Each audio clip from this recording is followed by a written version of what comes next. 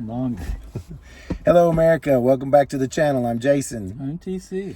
This is the third-party conversation where we discuss the power of the American people through the lens of representation. And I think it was important to use that phrase today because of what we've been talking about and what we're going to continue to be talking about over the next, few weeks. It's still going to go for a while. This corruption thing is a massive subject. I want to talk, we've talked a lot about the power of the American people on the channel, and that's really what we're focused around, that it's our power. It's not their power. The people that we send to Washington, it's not their power. It's our power. We talked about the 5 pillars. And one thing that we haven't talked about is how our power is generated organically and not strategically. We're going to talk more about that in later episodes, but that's one of the things that makes it kind of unwieldy. Well, just a brief, what he means by organically is we, us, the people, are free to do a bunch of things, whether it's innovate, make a product, that kind of stuff, which generates the wealth of this nation, which then generates our ability to project power overseas. And it's not just the wealth, it's also technology and innovation and things that other countries don't have. It's not directed from on high. Exactly, that we do it in this very organic way, and it generates, because we're free and at liberty to do those things, it generates this massive power organically that is kind of unwieldy. And we've talked about how difficult a job it is, the people that we send to Washington, to wield this unwieldy power. And, TC's formal education and experience is from military background, and that is definitely a lens through which to view and learn and understand history.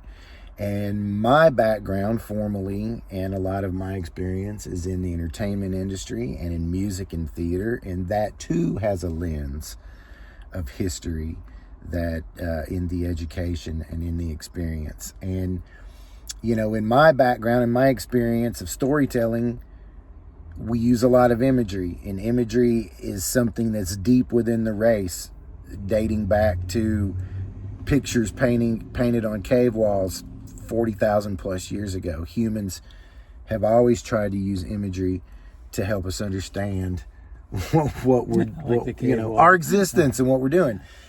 But it's the equivalent of Elroy was here. Yeah. If you would indulge me, I would like to compare our American power to a bit of pop culture, to Tolkien and his story of the Lord of the Rings.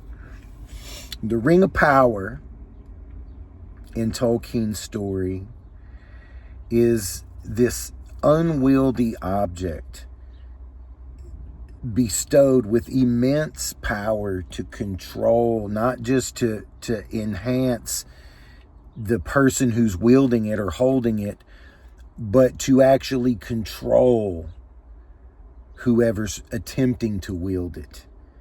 And in the end of the story, ultimately, it's one of the corrupted people that ends up destroying the ring, and not one of the heroes. Really, it's this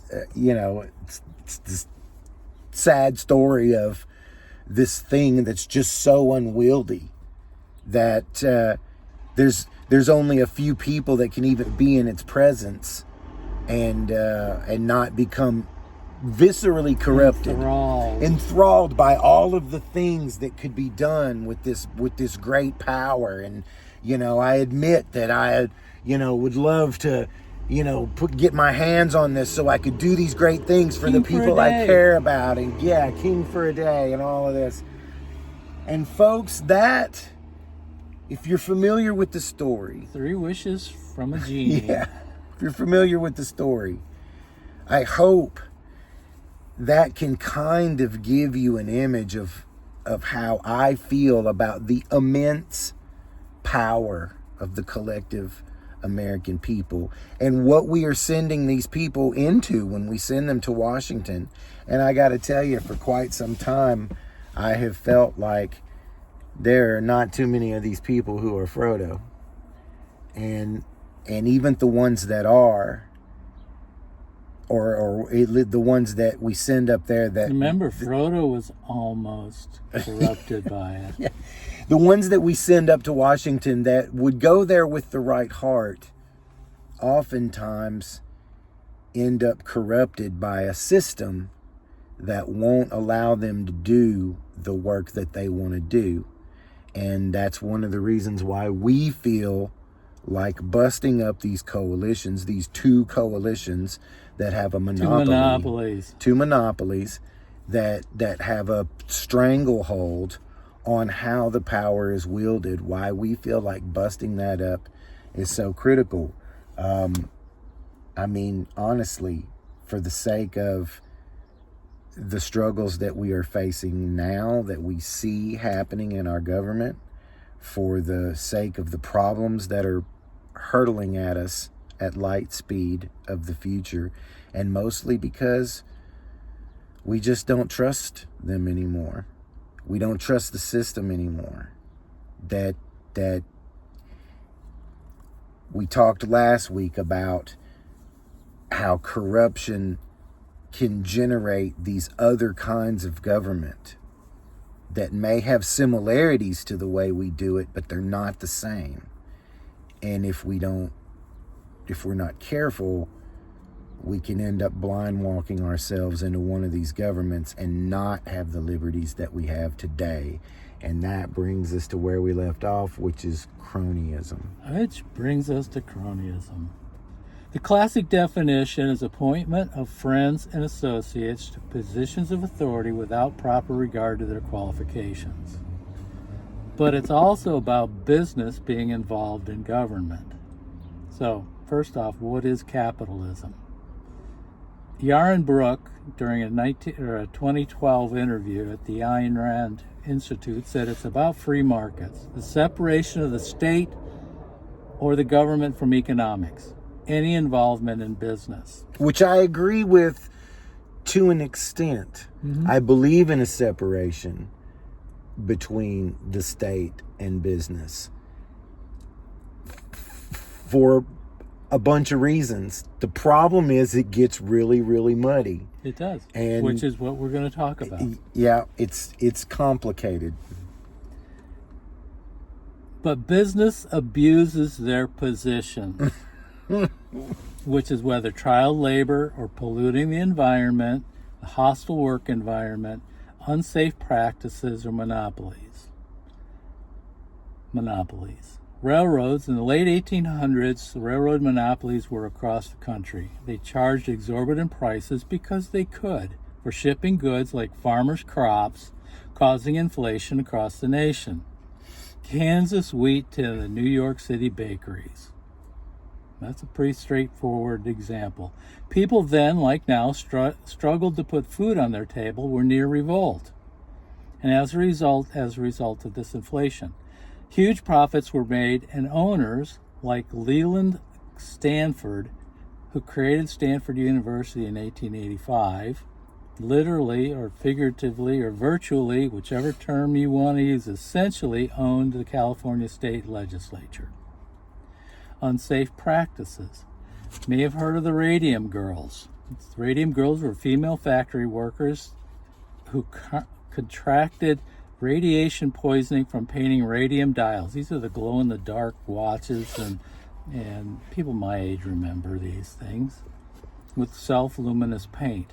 The incidents occurred at 3 factories from 1917 through the 1920s. They were told the paint was harmless.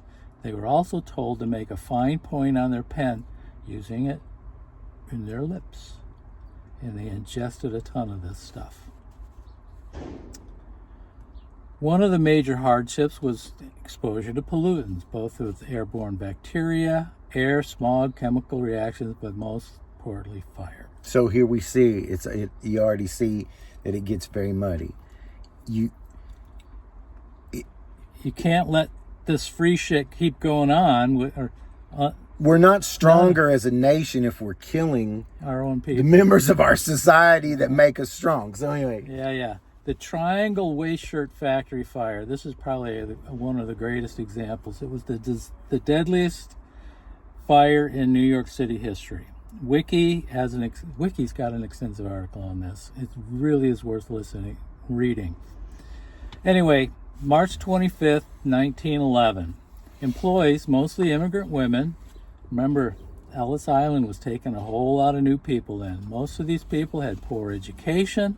They had little English. They were cheap. They worked 9 hours a day during the week and 7 hours on Saturday.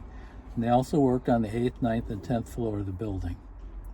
The doors were locked to prevent theft and unauthorized breaks. While the factory had 4 previous suspicious fires, arson was ruled out in this instance.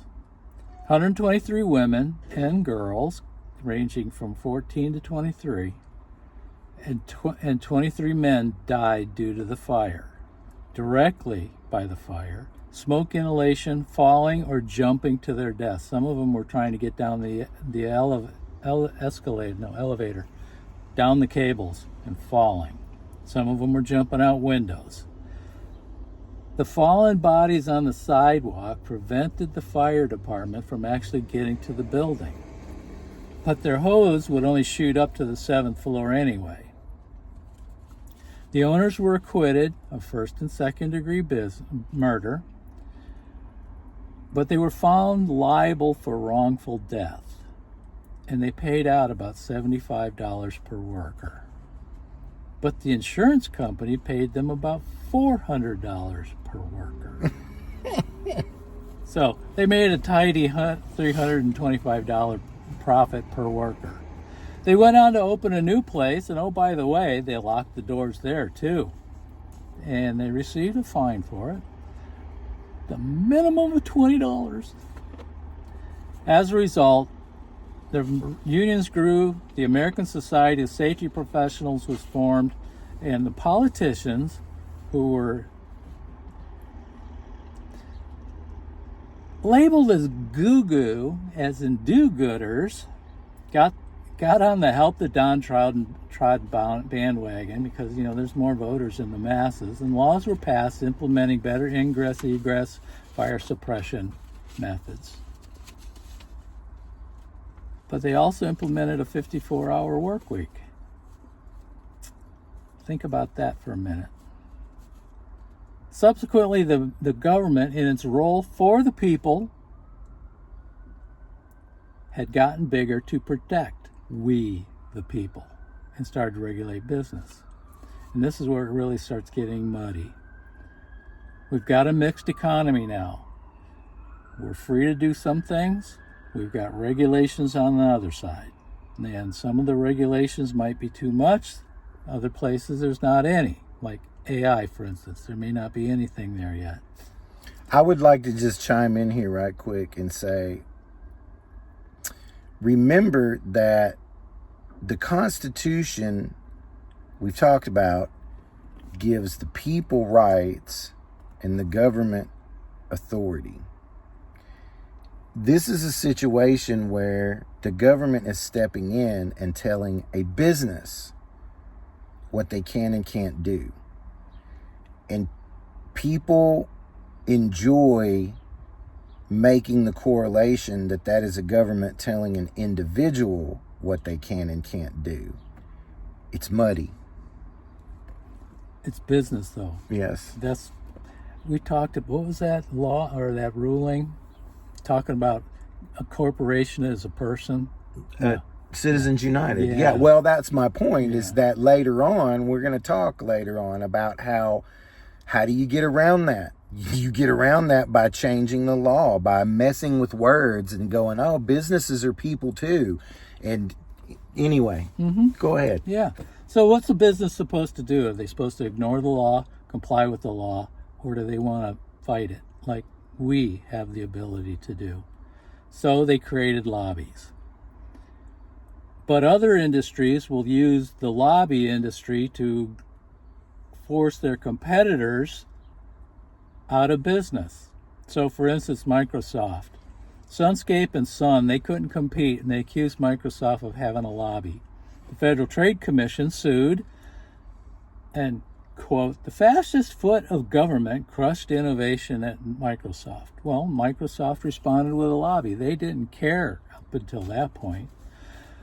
Which leads us to corporate welfare, which is cronyism. There are direct benefits, for instance, the U.S. sugar program, oil and gas tax breaks, which some people will call subsidies, but others say it's tax breaks.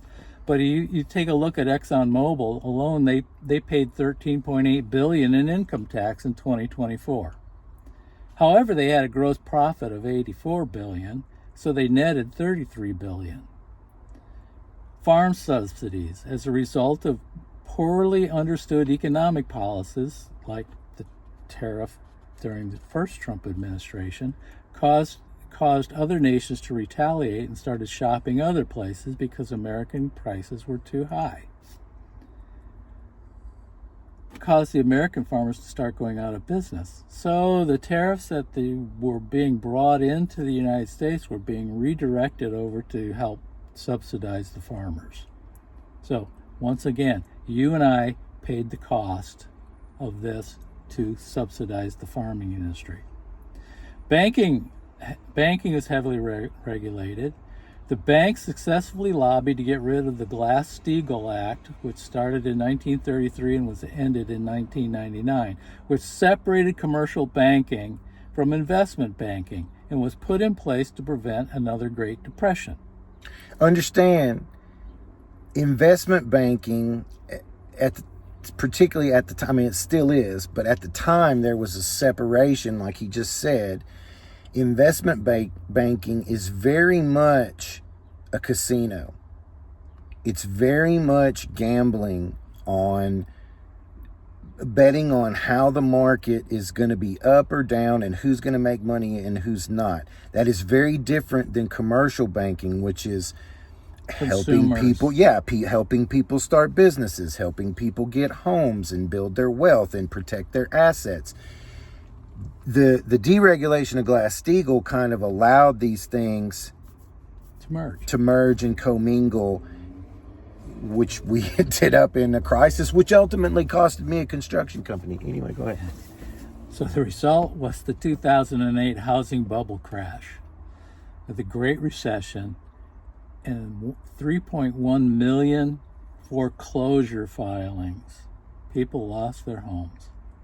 Stock market crashed. The banks started failing. Washington Mutual was one of the big ones here in this state.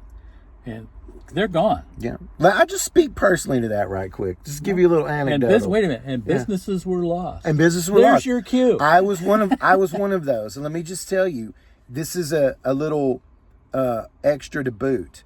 We're talking about lobbies using the lobby to kill their competition. The way people get general contractors licenses, the way state governments manage that is different around the country.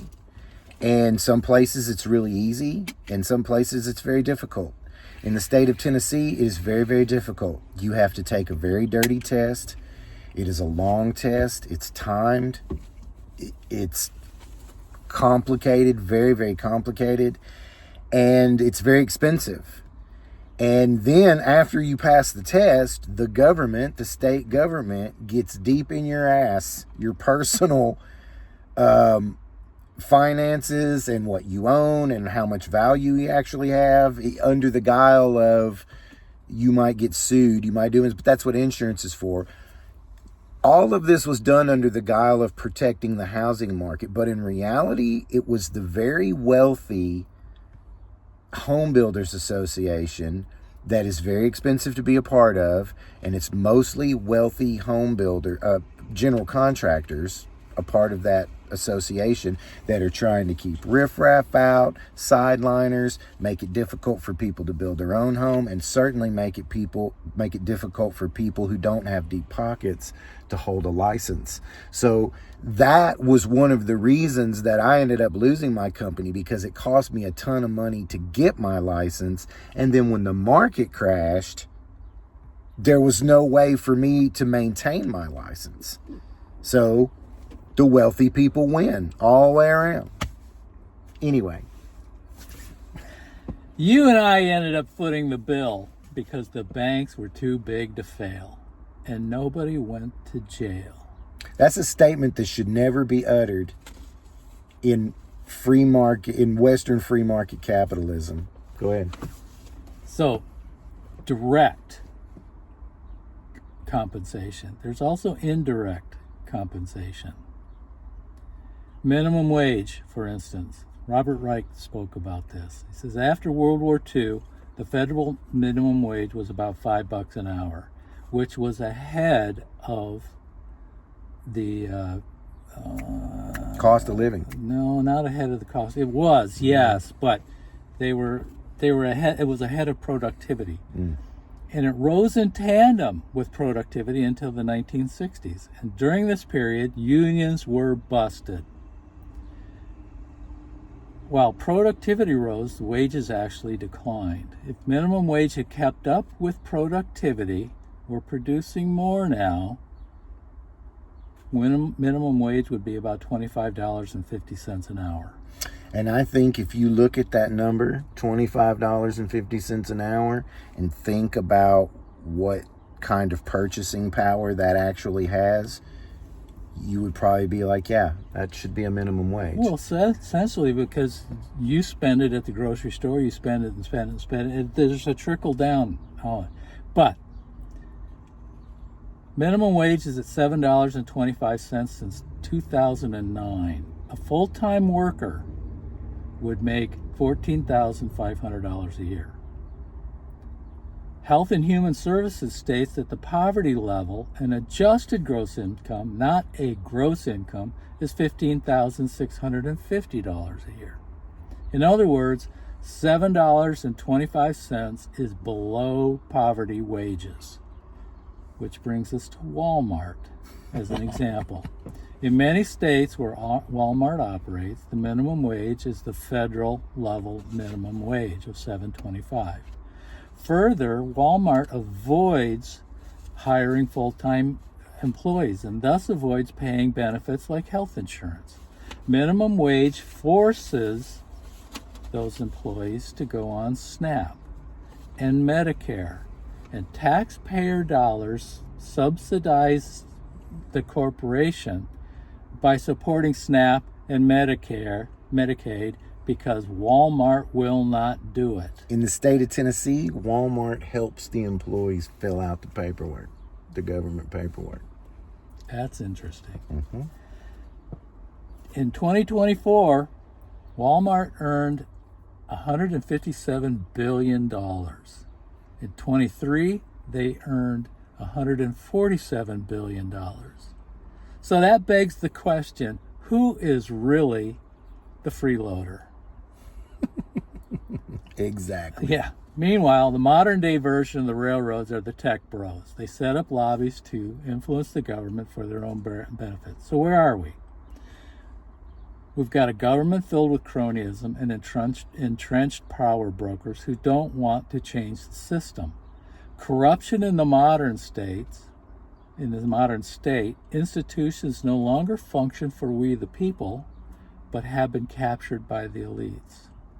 The change is not a technical issue, but a political one. The entrenched politicians want to hold on to the existing system because that keeps them in power, which means we need to somehow dilute their power, whether it's either firing these guys, no longer supporting the monopolistic two parties. We've outgrown it. The two parties. Yeah. We've outgrown it. Yeah. I mean, we've outgrown it. Capitalism has outgrown it. Our understanding in our society has outgrown it. Our thinking, our multicultural thinking, we've outgrown it all the way around. Two parties just doesn't work anymore. Yeah. There's no we just keep saying it over and over again, but there's just no way to fairly represent this melting pot of a society with only two parties. Got apologies for this one. We're at 25 minutes right now, which is pretty freaking long. We didn't want to do anything over 15 minutes, but cronyism is rampant through the system. I felt that the examples were required to illustrate. So yeah, and we haven't even talked about the revolving door. yeah, that's got to be. It'll be later, I suppose. Yep. But we need a solution, and we believe that dilution is the solution. And these people, I think I passed up on the subscribe part. That's okay. Let me just say, They can see it. yeah, but let me just use this as a tool here. The reason we want you to subscribe and comment and like and do all of these things, it has nothing to do with fame or fortune or anything else. We need to get this message out to the American people, because there's no amount of this message to Washington that's going to make a difference. Not when each representative is representing allegedly 175,000 per. Yeah, it's just not going to happen. We're going to talk later in the future about the 17th Amendment and what a good example that is of the power of the people and how possible this actually is. And, but for now, we just have to say that the only real solution that we feel like we can come up with is dilution in this way. More parties, more platforms. Stop supporting the monopolies. Stop supporting the monopolies and letting, one way or another, letting these people know we don't trust the way the system works anymore. We want to hire and fire you differently. That's what we want to do. So that's the message for this week. Next week we might get into media, or maybe we're going to talk about the revolving door. The revolving door, which may be part of it, because most of these, when they leave government, they go to the media too. We might introduce. I mean, how many people listen to Claire McCaskill on MSNBC? Yeah, exactly. She's a failed politician, and yet they rely on her to tell us what's what. People like Dick Cheney, who go in and out of the government and business, just back and forth. There's lots of people that do that, just go back and forth. Or being president of the United States, and then when you get out of office, you get put on a board somewhere. Just all of that. Do they get paid for that? I'm sure they do. Lots and lots and lots. Hey, it's good work if you can get it. Yeah, right? With all you know. Anyway, you guys, subscribe. Thank you. We'll see you next week. Bye.